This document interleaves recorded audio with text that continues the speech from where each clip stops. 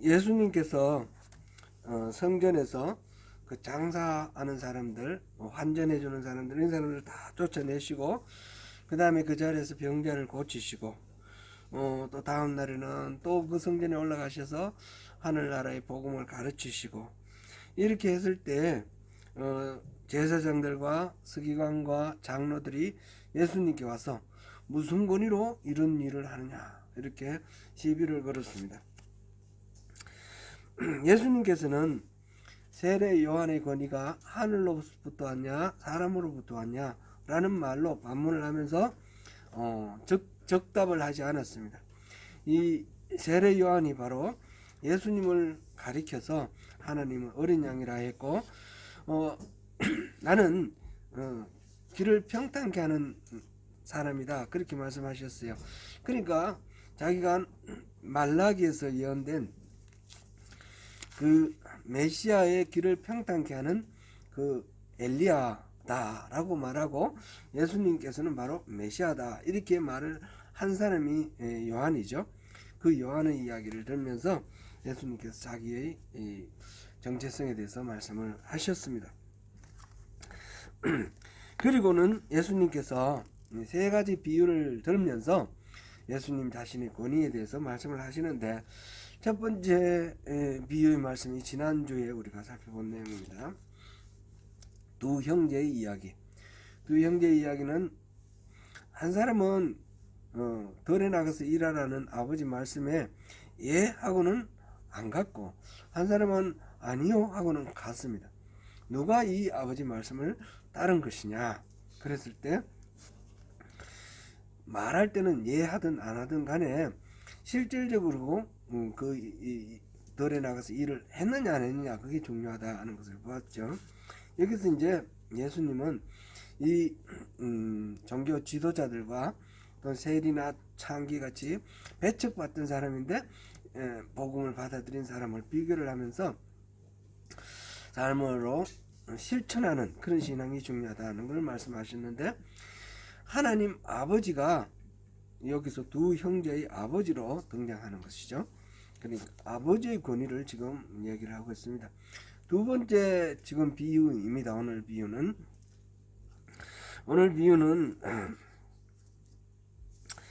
포도원 주인이 온갖 시설을 다 갖추고, 그 다음에 상속자 농부들에게 세를 주고 타국으로 갔다 그랬습니다.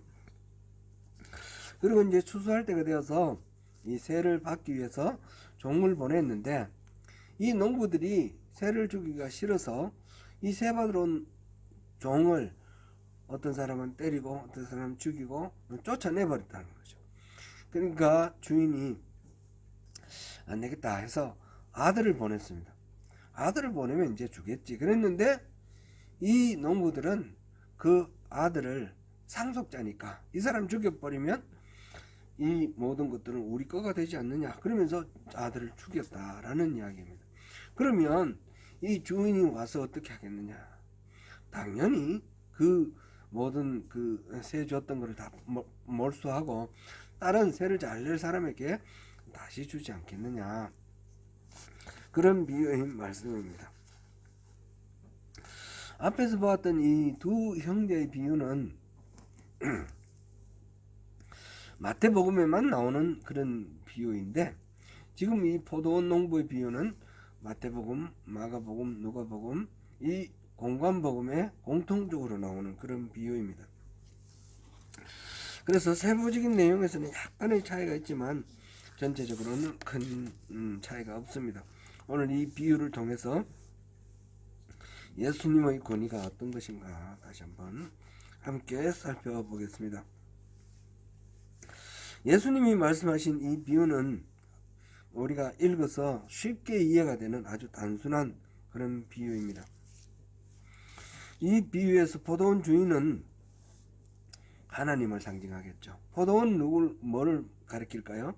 이스라엘을 가리킵니다. 농부는 이스라엘의 지도자, 특별히 종교 지도자, 제사장 이런 사람들을 일컫는 비유입니다. 그 다음에 열매는 그들을 통해서 하나님 나라, 이 이스라엘 백성들이 하나님 나라의 백성이 되는 그런 열매를 이제 바라고 이제 포도를 농사를 짓는 거죠. 종은 누굴까요? 종은 지금 하나님의 뜻을 전하러 그 종교 지도자들에게 가는 사람들, 그 사람들이니까 선지자를 일컫습니다. 선지자를 일컫고 나중에 아들은 예수님을 일컫는 거다. 이건 크게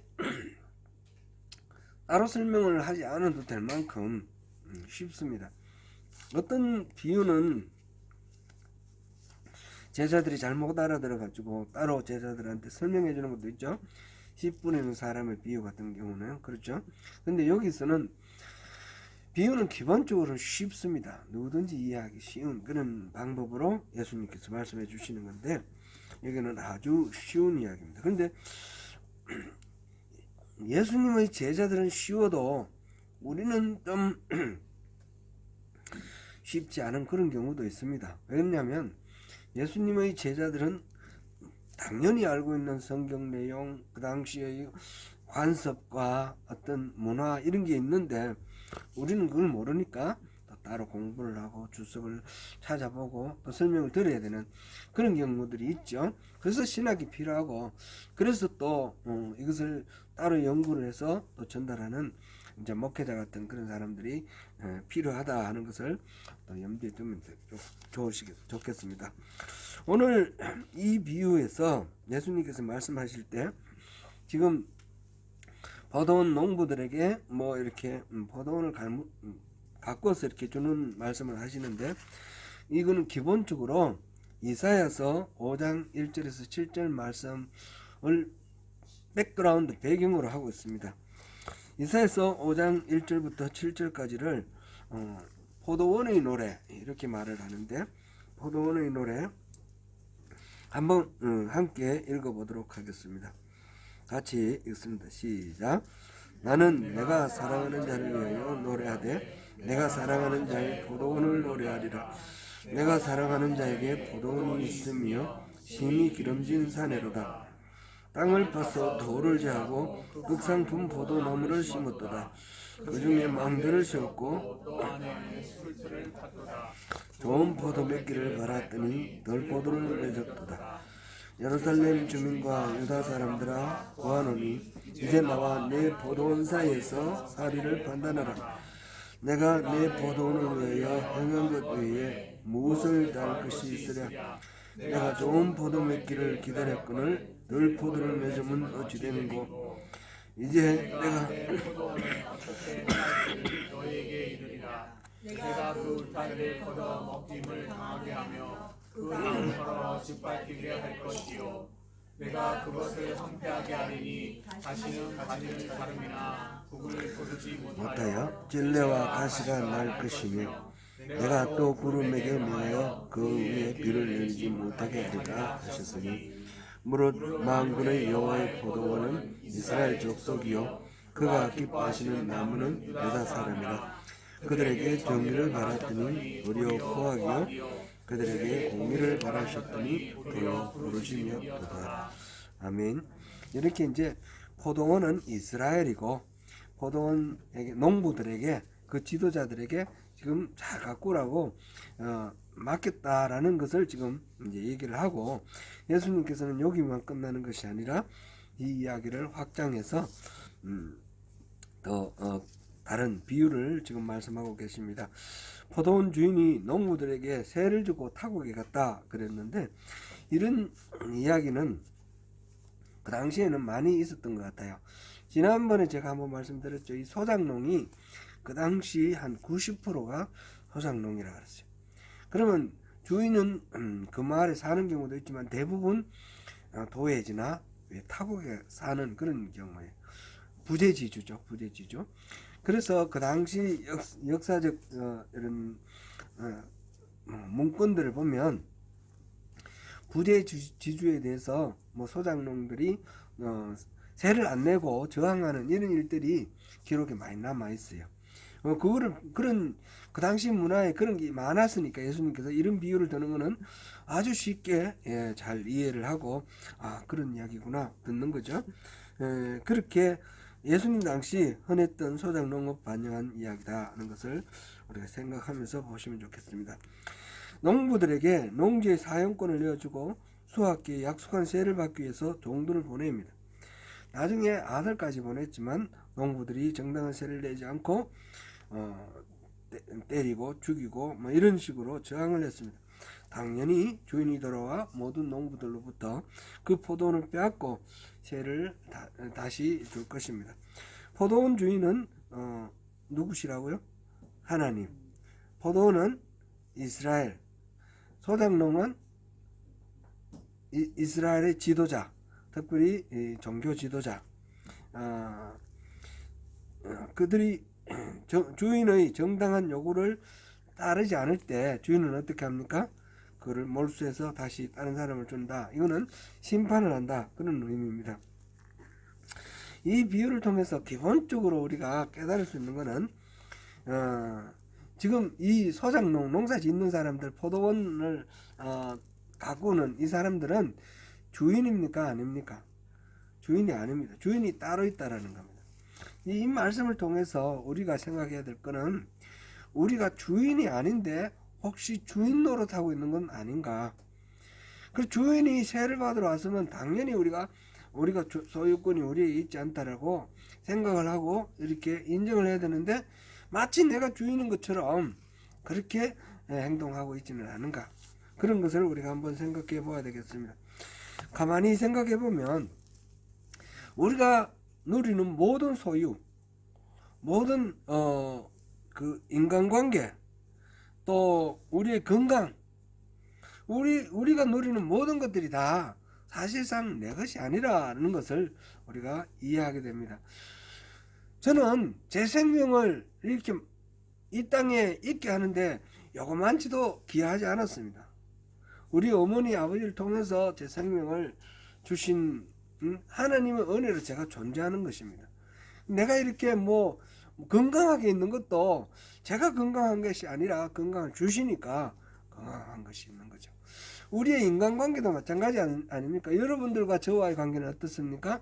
하나님이 허락하셔서 이렇게 우리 함께 예배하고 있는 것이죠. 우리 예상 간사님도 오늘 간증해 주셨는데 참 너무너무 귀한 우리 동력자를 하나님이 허락하셔서 이렇게 만났어요. 그죠? 우리 모두가 그런 것입니다. 우리가 모든 것들을 내가 만든 적이 없고 내가 이렇게 이룬 적이 없는데 누리고 있다는 사실, 여기에 대해서 감사하면서 주인이신 모든 우주 만물의 주인이시고 우리 생명의 주인이신 하나님께 하나님이 주인 되심을 우리가 인정하고 살아가는 그런 마음이 필요하겠습니다. 오늘 흔히 이 모든 것들을 자기 것으로 생각하고 하나님께서 세를 받으러 오실 때에 오히려 받으러 오는 사람을 배척을 하거나 이를 오류에 빠질 수가 있다는 것을 생각하면서 때가 되면 내가 이룬 모든 것들, 농사지은 모든 것들에 대해서 하나님하고 회개를 하고 계산을 하고 하나님께 영광을 돌려드려야 될 몫이 있다는 것을 우리가 기억하면서 이 우리에게 주어진 인생을 값지게 살아야겠다, 그런 생각을 하게 됩니다. 요즘 또 기후 변화가 심해지면서 특별히 우리 살고 있는 이 환경, 이것도 하나님께서 만드셨고 하나님께서 우리에게 선물로 허락하신 거라는 생각을 하면서 이것을 하나님께서 기뻐하시는 모습으로 잘 지키면서 보존하면서 우리 자손들에게 물려줘야 된다, 그런 생각을 또 하게 됩니다. 오늘 어제부터인가요? 이제 슈퍼마켓에서 비닐봉지도 안 준다고 그러더라고요. 이게 지금 오염이 너무 심각하니까 지금 전 지구의 온도가 뭐 옛날에는 1000년에 1도씩 몇백 년에 1도씩 올랐는데 지금은 뭐 몇십 년 만에 1도씩 올라가니까 이런 식으로 올라가면 나중에는 회복이 안 된다는 겁니다. 그래서 지금 현재에서 1.5도 이상 올라가면 회복 불가능하다. 그 이하로 유지를 해라. 그래서 2025년까지 그 1.5도 지키는 거, 그게 지금 온 세계가 지금 중요하게 생각하고 있는 그런 과제죠. 그래서 석탄이라든지 화석연료를 쓰지 않고 태양열이라든지 풍력이라든지 이런 재생연료를 사용하는 쪽으로 온 산업 전체를 개편을 해야 된다라는 것이 지금 우리 과제입니다. 참 이게 쉽지 않고 어려운 것이지만 우리가 이제 우리로서는 작은 거, 집안에서 쓰레기 하나 줄이는 거, 또 비닐봉지 쓰지 않는 거, 이것에서부터 우리가 하나님께서 우리에게 허락하신 이 환경을 지키고 보존할 그 의무를 분담하는 그런 마음으로 우리가 협조를 해야 되겠습니다. 그 다음에 이 비유에서 농부들은 유대의 종교 지도자들을 상징한다 했습니다. 그들은 포도원을 자유로이 경작할 수 있는 기회와 특권을 보장받았으며 다만 일정한 세를 바치기만 하면 되었습니다. 하지만 종교 지도자들은 자신에게 주어진 사명을 망각하고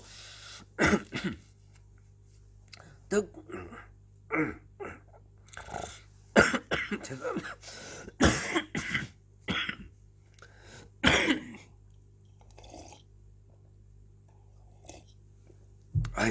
죄송합니다.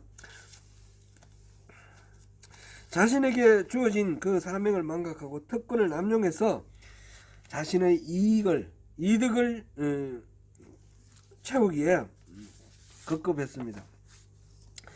그래야 백성들의 고열을 짜고 하나님의 선지자들을 핍박하고 심지어는 하나님의 아들이신 그리스도 예수를 죽이려고 합니다. 주인이 보낸 종들을 때리고 죽이고 내쫓았는데 이 선지자들을 핍박하고 죽인 이야기들은 여러 군데 나와 있죠. 예레미야 같은 경우는 예레미야 20장 1절 2절 보니까 제사장 바스울이 예레미야를 잡아서 때리고 그 다음에 나무 고랑에 채워놨다, 그런 기록이 있고요. 역대하 24장에서 보면 유대왕 요아스는 그 여야다 제사장의 도움으로 이제 왕이 되었고 잘 선정을 했는데 여야다가 죽고 난 뒤에 타락하기 시작했습니다. 그럴 때에 선지자 스가랴, 여야다의 아들 스가랴가 그 왕에게 잘못을 이제 하지 말라고 가하니까 그 스가랴를 성전 안에서, 성전 마당에서 돌로 쳐서 죽였습니다. 전설에 따르면 선지자 이사야는 톱으로 잘라서 죽였다, 그런 이거는 뭐 성경에는 나오지는 않습니다만은 그렇게 나오고 있습니다. 이런 선지자들에 대한 무도한 탄압과 그 박해, 이런 것들은 히브리서 11장 37절에 또 나와 있죠. 이런 고통을 당한 선지자들은 셀 수 없이 많이 있습니다. 심지어 그들은 이 주인의 아들인 하나님의 아들이신 예수 그리스도를 십자가에서 죽이기까지 합니다. 예수님은 이 비유의 이야기를 통해서 자신의 앞날, 지금 바로 이 마지막 고난주간 한 주간을 지금 보내고 있는데 이 주간 중에 있을 자신의 그 십자가 사역, 그것을 지금 이 비유 안에 담아서 이야기를 하고 있습니다.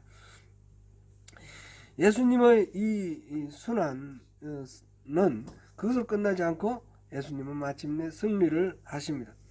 악한 농부의 비유에서 주인의 아들로 상징된 이 예수께서 죽임을 당하는 내용으로 이제 끝났는데 그러나 곧이어서 전개되는 이야기가 있습니다. 그 이야기는 42절을 보니까 예수께서 이르시되 너희가 성경에 건축자들이 버린 돌이 모퉁이 돌이 됐다, 이런 이야기가 나옵니다. 이 이야기는 시편 118편 22절에서 23절을 인용한 부분인데 우리 같이 한번 읽어보겠습니다. 시작. 건축자가 버린 돌이 집 모퉁이의 머릿돌이 되었나니 이는 여호와께서 행하신 것이요 우리 눈에 기이한 바로다. 아멘.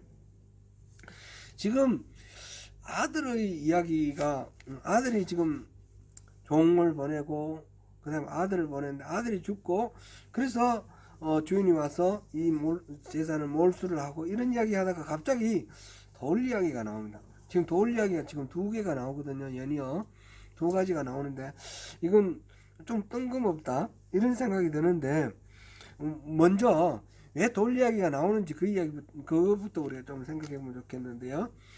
이거는 히브리어를 알면 이거는 설명 필요 없이 그냥 아 그렇구나 이렇게 알게 되는 이야기입니다. 이 아들은 히브리 말로 벤입니다. 벤. 그리고 우리 벤이라는 그 이름 많죠. 벤허 하면 영화 벤허. 허가의 아들, 자손 이런 뜻으로 벤허 그러는데 벤이라는 것이 바로 그 아들이라는 뜻입니다. 근데 거기에 그냥 약간의 그 말을 하나 더 붙여서 에벤 하면 이게 무슨 말인지 혹시 기억나시나요? 이 단어가 에벤은 에벤네셀 할 때 나오잖아요. 에벤은 돌이라는 뜻입니다. 돌.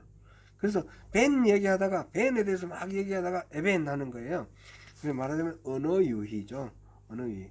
에벤 에셀 같으면 에벤은 돌이고 에셀은 돕는다. 그래서 돕는 돌. 여기까지 하나님이 도우셨다. 그랬을 때 이 에벤 에셀이라고 이름 있지 않습니까? 그렇게 됩니다. 이런 말로 가지고 이렇게 분위기를 바꾸면서 다른 이야기를 하는 것이 있는데요.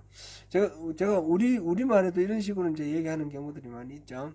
여러분들 그 귀금속 중에 아주 흔하지만 아주 중요한 금속이 있습니다. 그게 이제 돈의 그 기본이 되는 금이 있죠. 황금, 골드. 금에도 여러 가지 종류들이 있는 거예요. 여러 가지 종류들이 있는데 이 금 중에서 우리가 꼭 먹어야 되는 금이 있어요. 이거 안 먹으면 죽는 금. 뭐죠? 소금. 그죠? 이거 안 먹으면 안 돼요. 제가 어릴 때 보면 여름에 되게 더울 때 덜에 나가서 일하고 이럴 때는 막 땀을 많이 흘리면 탈수 현상이 일어나거든요. 그럴 때는 간장을 이렇게 타서 마시고 그랬어요. 시골이니까 냉장고도 없고 막 그렇습니다. 그래서 간장을 타면 이렇게 염분을 섭취하면서 탈수 현상을 또 이렇게 막고 이랬습니다. 근데 이 금 중에서 꼭 먹어야 되는 것도 있지만 이 항상 필요하고 이거는 절대로 없어서는 안 되는 가장 귀중한 금이 있어요. 무슨 금이죠? 지금이래요. 지금. 근데 이거는 사실은 그냥 언어 유희죠. 의미 있는 것이 아니고 언어 유희인데 지금 이 성경을 쓰시는 분도 좀 이렇게 재밌게 하려고 벤 얘기하다가 에벤이라고 그런 거예요. 이게 에라는 말을 붙인 게 무슨 특별한 이유가 있는 것이 아니라 이렇게 해서 말을 재밌게 이어 나가고 있습니다. 이제 이 돌 이야기를 하는데 돌 이야기 중에 첫 번째 돌은 지금 시편 118편 인용한 이 부분인데 머릿돌이 버린 돌이 건축자가 버린 돌이 머릿돌이 되었다. 머릿돌이 뭡니까? 머릿돌은 영어로는 캡스톤 이렇게도 하고 또 코너스톤 이렇게도 하는데 이 사실은 캡스톤하고 코너스톤은 좀 달라요. 다른데 지금 일단 이 머릿돌이 지금 어떻게 쓰이고 있는가 보면요. 옛날에 우리 한옥 지을 때는 땅을 평평하게 하고 큰 돌을 놓고 그 위에 기둥을 세웠죠. 이 돌을 주춧돌이라 하지 않습니까?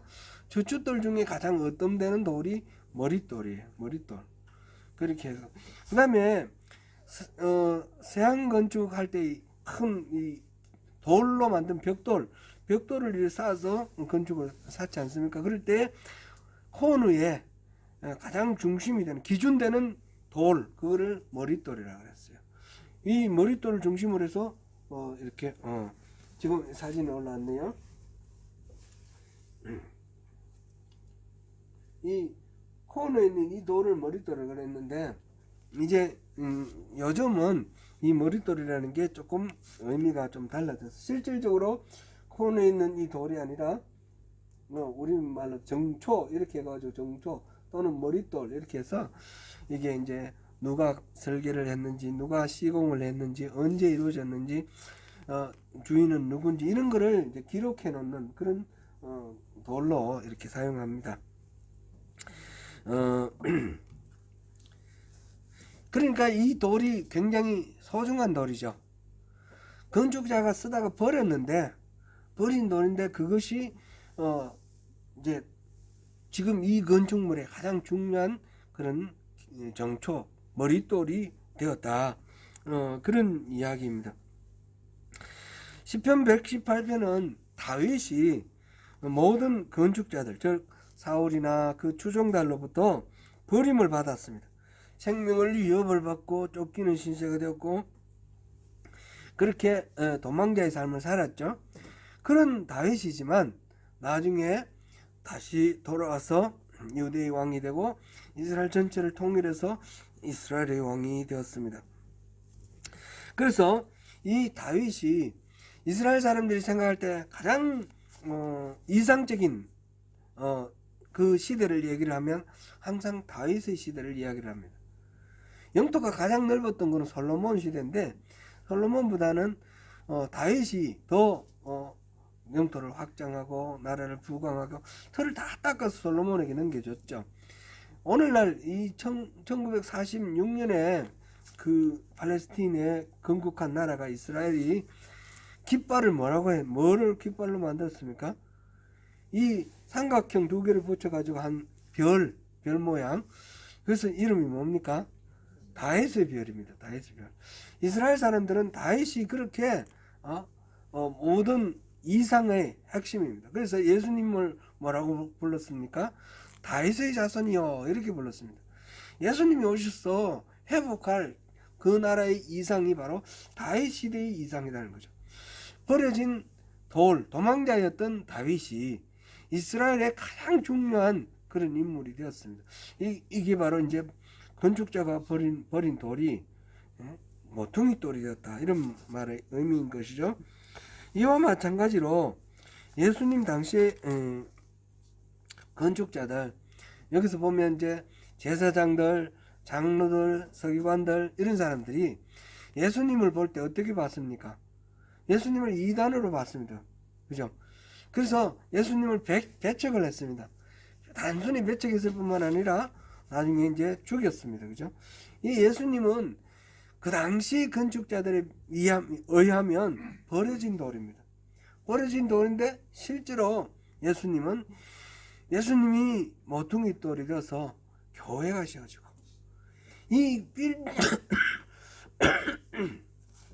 눈에 보이는 빌딩으로서의 성전이 아니라 정말 하나님이 거하시는 성전, 교회를 이루고 하나님 나라를 이루는 그 중심, 주춧돌이 되셨습니다.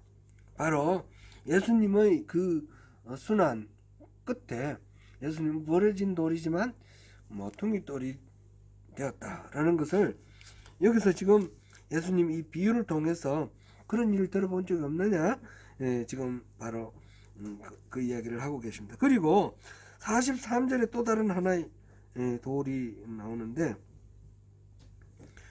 44절 또 하나의 돌이 나오는데 이거는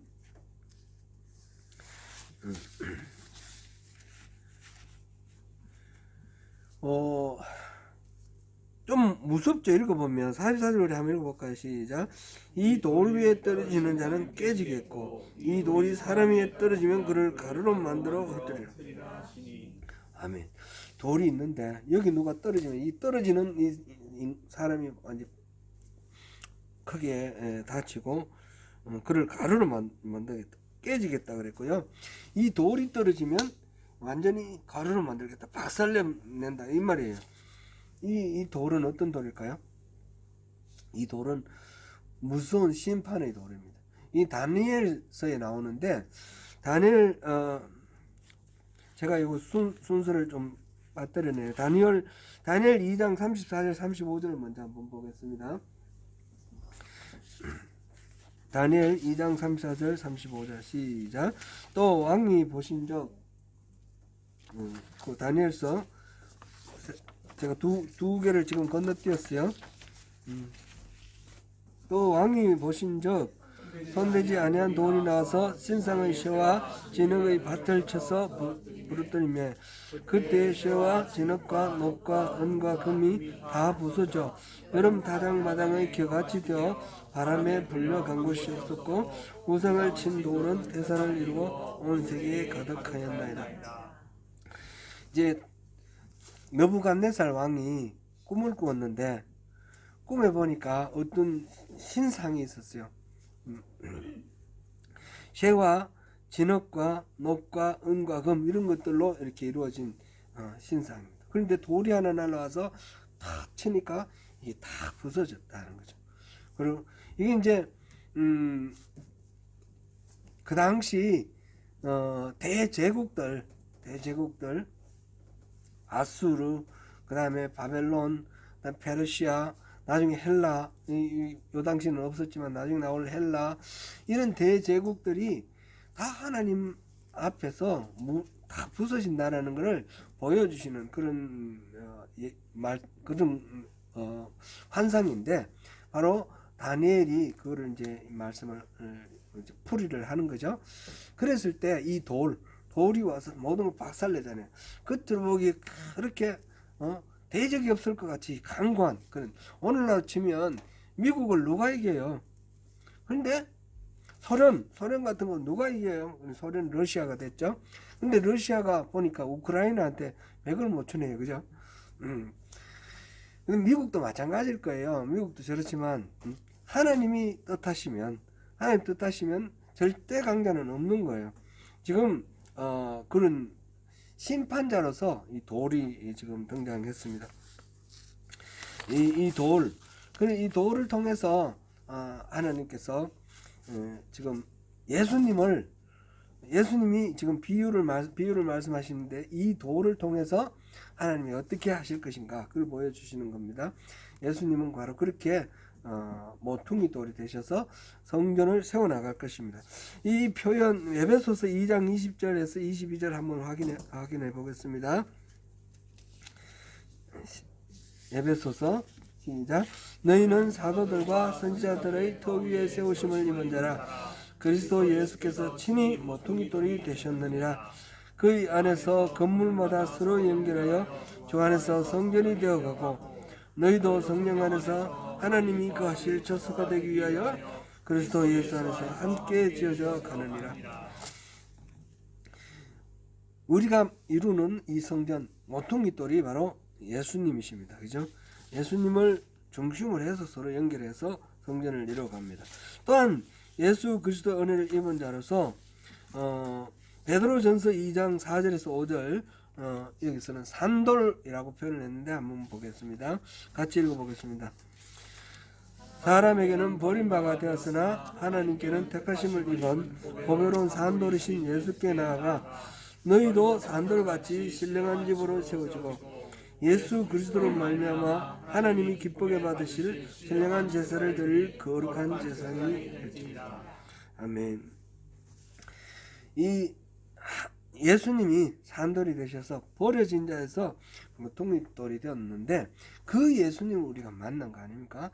그 예수님을 중심으로 우리 또한 산돌이 되어서 어느 곳에서나 우리를 중심으로 하나님이 거하시는 성전 하나님 나라를 이루어가는 그런 사람이 되고 그런 제사장이 되라. 지금 베드로가 그렇게 당부하고 있습니다.